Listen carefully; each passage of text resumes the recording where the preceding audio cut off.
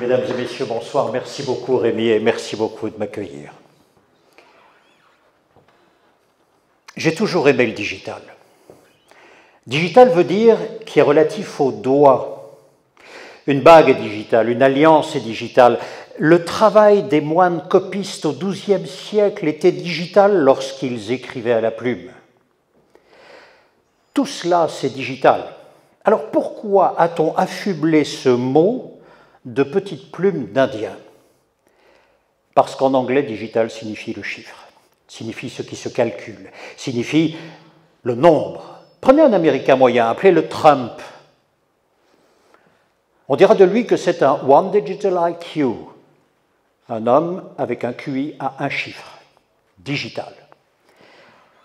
J'ai toujours aimé digital parce que, voyez-vous, l'expression de notre corps se termine par les doigts et c'est avec cela que vous désignez, c'est avec cela que vous donnez, c'est avec cela que vous reprenez, que vous empoignez, que vous saluez. C'est magnifique, digital. Et je me suis toujours méfié de numérique. Un jour, j'ai pris un selfie. J'ai donc appuyé sur mon appareil pour lui demander de calculer des pixels. Il a pris la photo, le selfie. Et ensuite, j'ai appuyé sur la fonction « Éliminer les imperfections », j'ai disparu de la photo, saloperie. Je me suis toujours méfié du numérique. Digital, numérique, nous sommes entrés dans une ère tout à fait nouvelle où il ne faudra plus jamais confondre l'un et l'autre. Pourquoi? Parce que, voyez-vous, encore une fois, le digital, ce qu'il y a rapport au doigt, si je vais un peu plus loin, c'est donc tout ce qui est incarné. C'est à la fois mon corps, mais c'est également mon mouvement, c'est mon regard à votre égard, mais c'est également mon geste. C'est tout cela, le digital. Vous êtes chef d'entreprise, c'est tout cela que perçoivent vos équipes.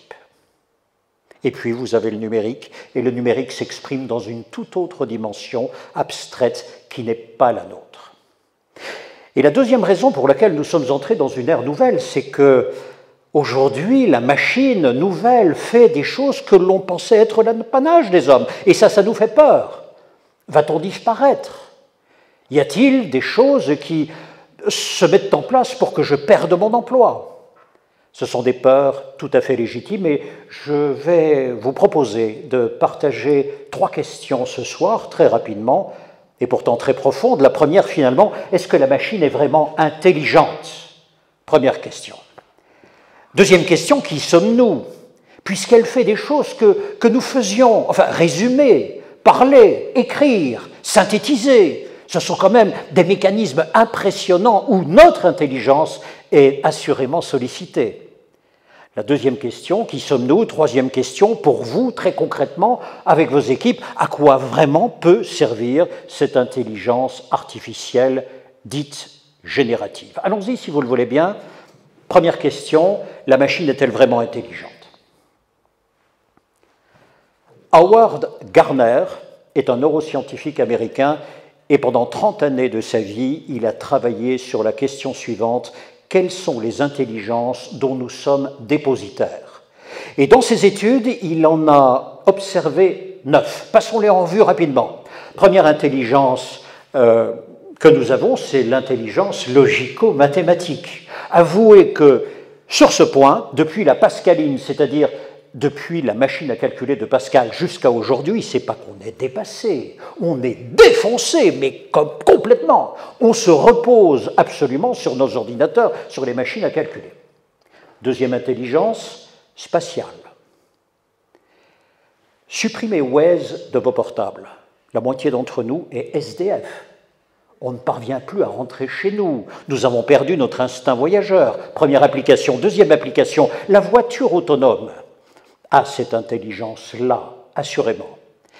Simplement, au bout de cette intelligence se trouvent des questions à nouveau humaines. Voici, par une belle après-midi à Béziers, l'un d'entre vous, jeune chef d'entreprise, très prometteur, il s'appelle Martial Chabrol, il a 28 ans, il vient de construire sa start-up, il est en trottinette. Alors il sait qu'il se meut comme un ado et peut mourir comme un con, il fait très attention. Et au même moment, sur la chaussée, traverse Valentine, 97 ans, une vie pleine, une vie belle, une vie bonne. Et la voiture autonome qui avance, par calcul et degrés successifs, sait qu'elle ne pourra pas freiner sans renverser l'un ou l'autre. Quelle est la personne qu'elle choisira? Ce n'est pas une question de machine, c'est une question humaine. Deuxième intelligence. Troisième intelligence, c'est l'intelligence intrapersonnelle, c'est-à-dire ce qui nous permet de comprendre à peu près qui nous sommes pour nous présenter à l'autre. Là-dessus, elle est en échec. Elle ne parviendra jamais à s'introduire là où notre conscience force ses limites. Quatrième intelligence, c'est l'intelligence interpersonnelle, c'est-à-dire la capacité à agir, à réagir, à être avec vous. Et là, nous savons tous que les robots, par tout ce qu'on leur a mis dans la tête et tous les capteurs dont ils sont porteurs, savent agir et réagir avec autrui aussi bien que les hommes. On a envie de lui dire, mais de quoi tu te mêles, bouffon? En nous souvenant tout simplement de la phrase magnifique de Voltaire, « Si vous n'êtes pas sensible, vous n'êtes pas sublime ». Et néanmoins, la machine le fait. Cinquième intelligence, c'est l'intelligence de mouvement, c'est-à-dire ce qui nous permet de prendre un œuf sans le casser, par exemple, et de le déposer. Vous avez vu, vous aussi, sur les images, que de ce point de vue, la machine nous rattrape. Puis vous avez l'intelligence musicale, reconnaître des airs et pouvoir éventuellement créer. La machine le fait également. Vous avez enfin une autre intelligence qui est l'intelligence spirituelle. Pouvoir s'interroger sur l'origine des choses, l'origine de la vie, l'origine de nous-mêmes, l'origine des causes. Là encore, elle est en échec. Mais au total, sur toutes les intelligences que je viens de citer, 8 pour l'instant, il n'y en a que 3 où nous sommes tout à fait étanches. Et on peut se poser la question, est-ce que cela va durer? En tous les cas, chaque fois qu'il y a un pronom, se concentrer, se reposer, se ressaisir, la machine ne peut pas être là. Et puis, il y a tous ces autres verbes où le pronom est intégré. Par exemple, réfléchir, progresser, reculer, hésiter, hésiter également.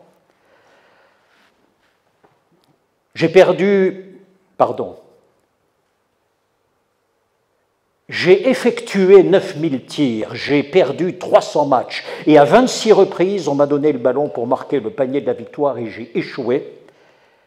Ma vie fut une série d'échecs, et voilà pourquoi j'ai réussi. Ces propos sont de Michael Jordan. Ça aussi, cela nous appartient.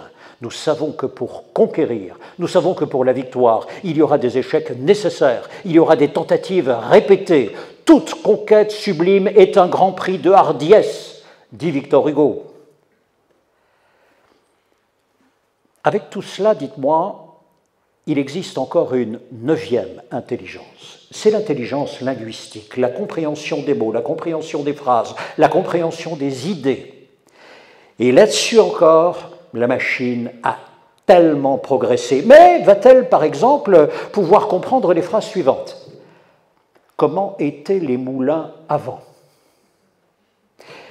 Se marier un vendredi 13 porte malheur, il n'y a aucune raison que ce jour de la semaine soit différent de tous les autres. Lorsqu'un vegan vous dit « viens casser une graine », ce n'est pas une expression pour lui, il vous décrit le menu. Comprendra-t-elle tout cela? Vraisemblablement oui, parce que par erreurs successives et corrections successives, elle a appris à apprendre. Et donc un jour, si même aujourd'hui elle hésite, elle n'hésitera plus. Est-elle intelligente vraiment?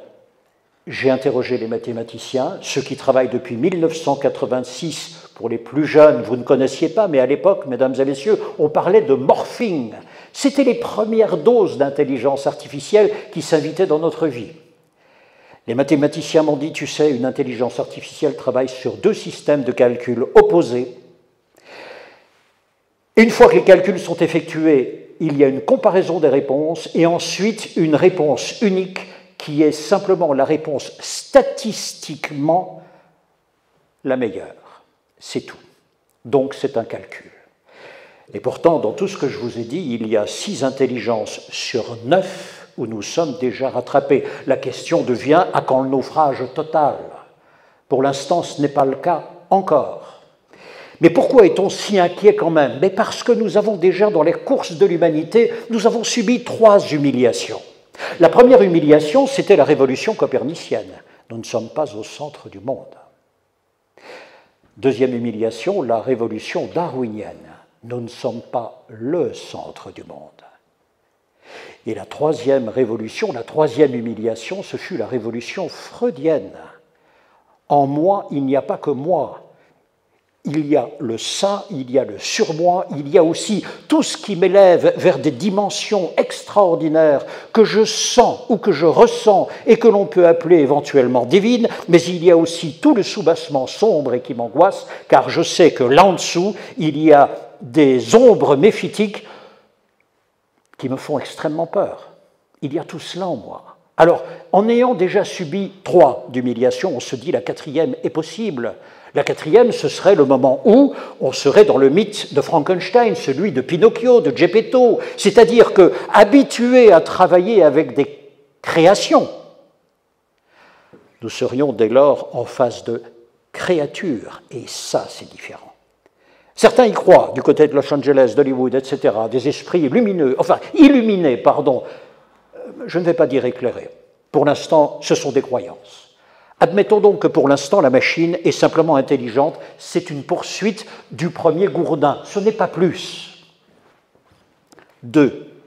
Qui sommes-nous? Allons plus vite. Nous sommes des singularités non reproductibles. Voilà qui nous rend complètement différents des machines. Vous pourrez toujours être copié.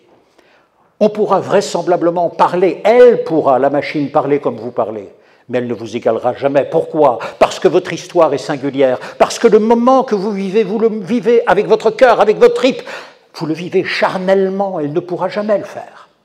Et enfin, vous êtes chef d'entreprise, il y a une chose qu'elle ne fera jamais, c'est posséder de l'audace, c'est prendre des risques, c'est déterminer cette part du monde que vous avez décidé de transformer parce qu'il est à bout touchant. Ça aussi, elle ne pourra jamais le faire. Tout ce qui concerne le présent et le futur, elle en est absente. C'est la conscience. Elle n'a pas d'intelligence. Nous savons à peu près ce qui nous sommes. Il reste une dernière partie. Et donc, pourra-t-elle vous aider? Pourra-t-elle aider vos équipes? Voici ce qui change vraiment dans cette intelligence générative. C'est que jusqu'à présent, depuis les révolutions industrielles, chaque fois qu'on nous a présenté un outil, il y avait un mode d'emploi écrit. Cette fois-ci, il n'y a pas de mode d'emploi. Il s'agit de parler à la machine. C'est tout à fait différent. J'ai une question pour vous. À main levée, dites-moi, qui a demandé à ChatGPT d'écrire son discours, ou son discours, sa prise de parole? Allez-y, levez la main, que je vois à peu près. Regardez bien la main, parfait. On va dire il y a à peu près une dizaine de personnes. Gardez les mains levées. Maintenant, j'ai une deuxième question. Qui a été totalement satisfait de la réponse? Allez-y. Totalement, hein. Une personne. Qui a été à peu près satisfait de la réponse? Merci beaucoup. 1, 2, 3, 4 personnes, et vous voyez qu'on est sur la moitié. Moi, je me demande pourquoi. Enfin, on me dit que c'est un outil remarquable, et je vois que la moitié d'entre vous n'a pas été satisfait du tout, et qu'une toute petite partie dit, bon, c'était à peu près, j'ai dû corriger derrière, j'ai dû refaire du travail. Alors écoutez, ça sert à quoi? Pourquoi en est-on là? Savez-vous parler à la machine? C'est ça la question. En réalité, quand on dit prompt, et je vais prendre uniquement cet aspect discours, cet aspect prise de parole, vous-même, vous devez faire quoi avec vos équipes? Vous devez les fédérer, vous devez les motiver, vous devez parfois expliquer simplement un projet, parfois convaincre, parfois également faire une inauguration, pourquoi pas, un départ en retraite, et oui, ou bien accueillir de nouvelles recrues, une intronisation. Enfin, ce sont des discours complètement différents. Quel prompt allez-vous écrire? Qu'allez-vous vraiment demander à la machine? Si vous ne disposez pas du savoir d'un rhétoricien, vous êtes en échec. Alors voici. Vous pouvez aller sur ChatGPT et continuer à travailler. Et de mon côté, je me suis dit, si je prends ChatGPT, ou mieux, si je prends Mistral, parce que c'est européen, et que Mistral respecte l'IA Act, et que les données que vous allez mettre dans Mistral ne partiront pas aux États-Unis, si je travaille avec Mistral et que je dresse Mistral comme Cicéron lui aurait appris à parler, en lui donnant tous les prompts que vous ne savez pas donner, mais c'est-à-dire 1,5 pages de prompts pour lui dire « voilà comment je veux que tu parles, parce que c'est comme ça qu'un chef d'entreprise parle », alors je vous assure qu'on obtient des résultats extraordinaire. Pourquoi extraordinaire? Parce qu'il vous ressemble vraiment. Vous irez sur Wikia, wikia.fr, vickia.fr. Vous testerez, vous comparerez. Que nous reste-t-il? Je clôt. Je vous ai dit, il faudra toujours distinguer le numérique du digital. Le numérique, pour l'instant, encore une fois, c'est une part que nous domestiquons, une part que nous domptons. Il y a beaucoup plus de travail aujourd'hui qu'avec les modes d'emploi d'autrefois. Donc, il va falloir s'y exercer ou bien pré-prompter la machine pour qu'ensuite, toutes les demandes créatives que vous allez formuler puissent être exactement dans le prolongement que vous souhaitez et que les réponses soient adaptées à votre volonté. Et puis, il y a le digital. C'est vous avec vos équipes. Il faut du courage pour être un homme, pour être une femme, pour être soi. Il faut du courage pour être soi en face des autres. Pourquoi? Mais parce que depuis 10 minutes, depuis le moment où je vous parle, je suis jugé par chacune et chacun d'entre vous. Il faut l'accepter. Et vous avez bien vu mes défauts. Et ce n'est qu'un début. Demandez à mon épouse. Humilité d'abord et courage ensuite. Humilité, c'est-à-dire reconnaître des choses que vous savez à peu près faire et les autres que vous ne savez pas faire, ou que l'on fait à peu près bien, mais ou peut-être qu'on ne fera jamais. Vous ne m'imaginez pas quand même qu'un jour je sauterai à la perche. Humilité et courage. Alors je vous interroge, aurez-vous ce courage? Ce courage d'être vous-même. Ce courage de travailler simplement avec votre singularité, parce que c'est ça, cette humanité que l'on attend aujourd'hui de nous, étant entendu que la machine prend le reste, et c'est tant mieux. Elle ne nous supprime pas, au contraire, nous invitant ainsi, par les espaces libres qu'elle crée, à reprendre uniquement ce que peut-être on avait oublié. Ressembler à la foule ne demande aucun courage. Si vous voulez ressembler à tout le monde, habillez-vous comme tout le monde, pensez comme tout le monde, n'ayez absolument aucune singularité. Dans ce cas-là, franchement, dites-moi, aurez-vous fait tout ce voyage, tout ce trajet, jusque-là, jusqu'ici, jusque maintenant, pour que vous puissiez penser et vivre comme tout le monde? Aurez-vous ce courage simplement d'être vous? C'est ça qu'on aime. Je suis persuadé que ce courage, vous l'aurez. Merci beaucoup.